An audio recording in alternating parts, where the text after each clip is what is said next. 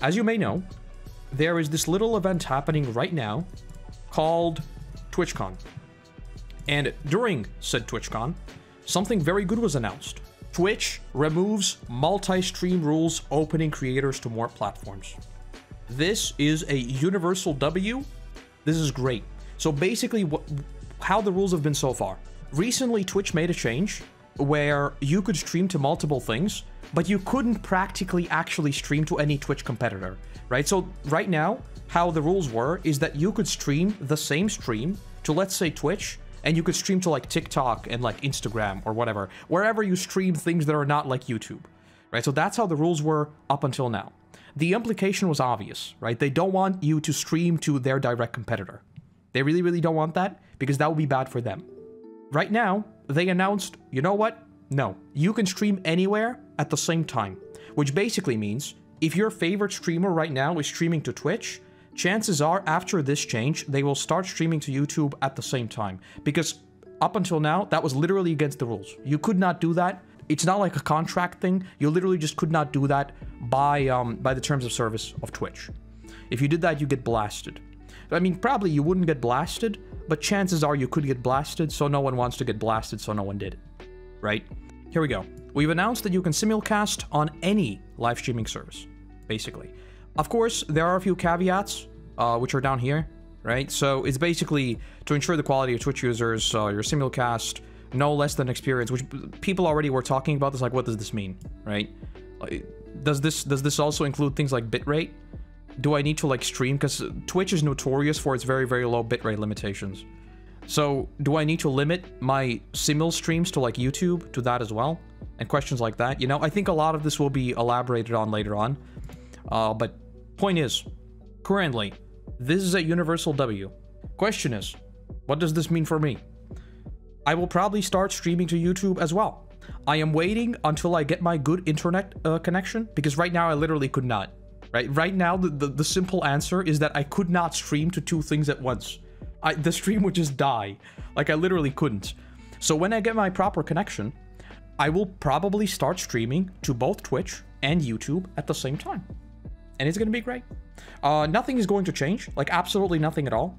I might, like, unlist the streams and then just cut them up into videos, just because I think it's better, like, for the viewing experience. Like, if, for example, on Twitch right now, if you suddenly arrive, you just tune in and it's kind of like whatever's happening, right? On YouTube, you kind of go there with a purpose. I think it's kind of better. I've said this before, right? I wish YouTube had the functionality to, like, split up a stream into sections and then push that stream into the video section. I would really, really want that because, let's be honest, an 8-hour stream, for example, it's not going to be the same thing for 8 hours, right? So that would be nice to have, but if they don't have that, then I'll probably just yoink the stream, cut up the stream into the bits that are relevant, and put them as videos. It's basically what I'm going to do, most likely. Again, this is not going to happen like right now, because I literally can't, but that is the plan moving forward. So this is a very, very good change. I have literally zero complaints about this. This is a universal W. Finally, Twitch is making good changes. I'm all here for this. On the flip side, YouTube is making ad changes. Which, by the way, if you want to hear my 3-word summary of the ad blocker thing that is... It's now being pushed more and more, right? It's not going to change anything. What I think they're going to do, which is exactly what I would do, is I would make like, circumventing the ads possible, right? Let me explain this. Since I've brought it up, I'm going to go on a tangent, because that's what I do, right? Let's talk about YouTube ads.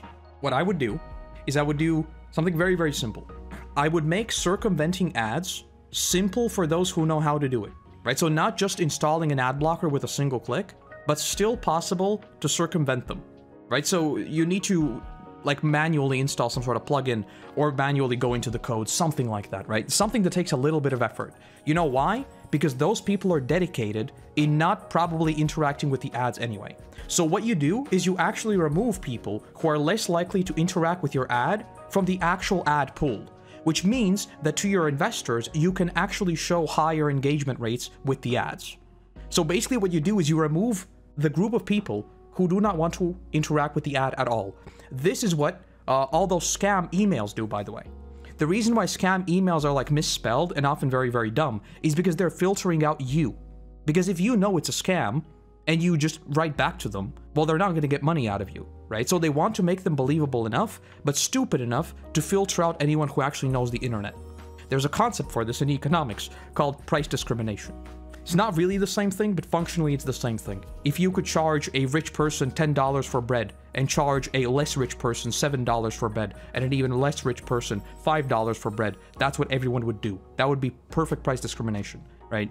You can do that, but a lot of things do still do that. For example, you add a thing in your business cart and then you don't buy it, and 3 weeks later you get an email from that, like Amazon, look at this, you have 15% off, something like that, right? That's beside the point. All of that is beside the point. Point is, you would still make circumventing the ads possible, because at the end of the day, you're probably not going to get those people either way, right? For the rest of the big bulk audience, nothing's gonna change. They're gonna keep watching the ads. It's gonna be fine. Which, by the way, this also coincides with YouTube is changing how they do ads, because thus far, I could put ads where I want to, right? So mid-rolls, you could place yourself. Starting in November, YouTube is taking over that, which makes me believe that they have very, very, very good data. Keep in mind, Google, their entire business is ads. They know ads, they know people. So if they're taking over the entire advertising departments, they know what they're doing. Which also probably means that they're going to be changing it in real time. So if people are leaving like the video or something, like they can just change it on the fly. As Big News Morgan would say, this is big news. I need to get a clip of that. I need to go back to the anime and get a clip of that, and every time I talk about something, I need to play that. Yes. How this might profit Twitch, it's great, but they should start thinking of making Twitch more quality of life changes for users, rewinding, making Twitch more user-friendly.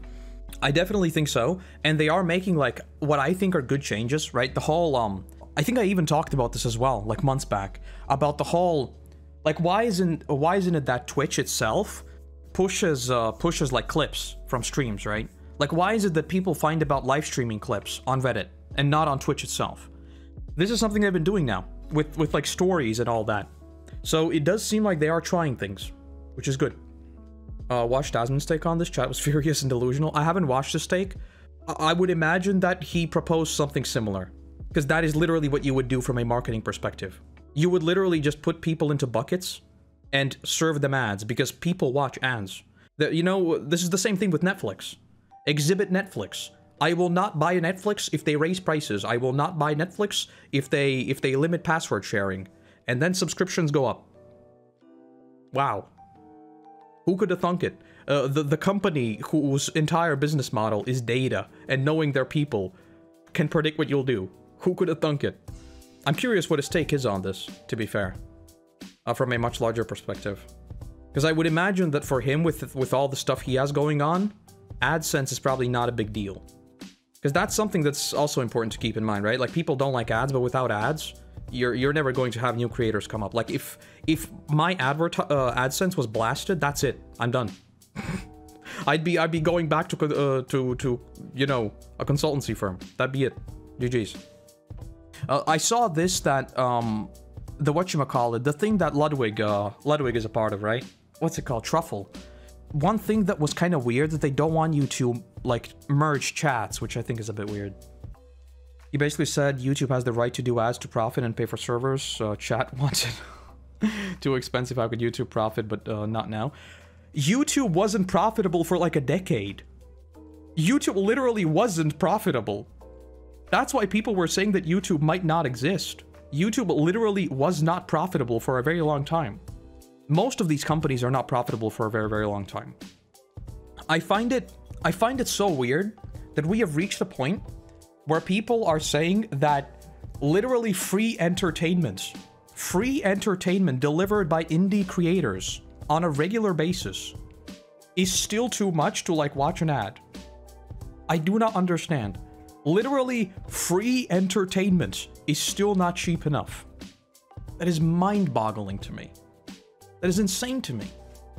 There's a good reason they don't want you to show other chats. If I'm watching on Twitch and notice that the YouTube chat is more interesting to be a part of, I might close the Twitch stream and watch on YouTube instead.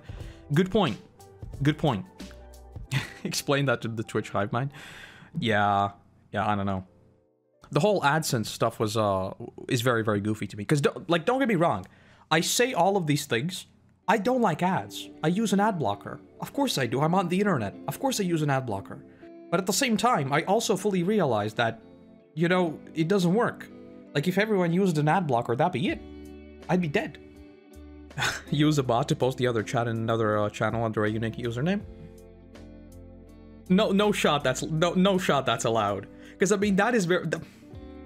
I mean yeah, but you wouldn't allow that, right? Like no shot you'd allow that. It's not against the well, it's not now. It's not now, but I mean, that's literally like merging chats, but with extra steps. I like it though. I like it though. It's very, very clever. Very clever. I don't know, the whole AdSense stuff. Like I can see why people are like so up in arms about it. But at the same time, did anyone really expect for it not to become a thing? I just don't see how any mature person would think that YouTube would not want to limit it. And that's like, I want to stress this again. I don't think YouTube will make it impossible. I don't. Because in many ways, it's in their best interest. So that people who don't want to see the ads, like if really, really don't want to see the ads, they won't see the ads. Because they're not going to interact with them anyway. It's also interesting how Twitch CEO is interacting with streamers. Recent works on those pesky embedding streamers. Oh my god, yes! They're just absolutely destroying all embedding. Yes, that was another thing they announced. That's it. Embedding is gonna get blasted. That is such a good change. Big W. I saw that. I saw that. I don't see any value being generated from embedding a stream, except if it is like, sometimes you see this on like charity pages. Like charity pages sometimes embed streamers who are streaming for that charity. Which is like, I mean, you're not gonna say that's battering. But, you know, that's like a very, very niche use case where I feel like you could have a clause in the rule, you know? Daniel Clancy seems to be like very active in general when it comes to streamers. He sometimes just pops in random chats and stuff. So, he does seem to be like, actually working on things, you know? Anyway, I went off on another tangent. I've literally rambled for like 10 minutes non-stop about random things. Point is, once I get my interwebs, simul streaming will be a thing for Koroto's mid-shack. Probably. We'll see how it actually works out. Because I don't even know how... I honestly have no idea how you even do it. Actually, I'm not going to try to open settings right now because that might just close off the stream. I've literally no clue how it works. We'll figure it out. We'll figure it out as I always do. We'll see when it happens. Because I'm still waiting on the freaking dude to send me a like, I was... Oh my god. I had to get the contract, like, literally 2 months ago. I don't know what they're doing. I don't understand. Like, it is in their best interest to get my signature so that I can start paying them money. But they disappeared. Why?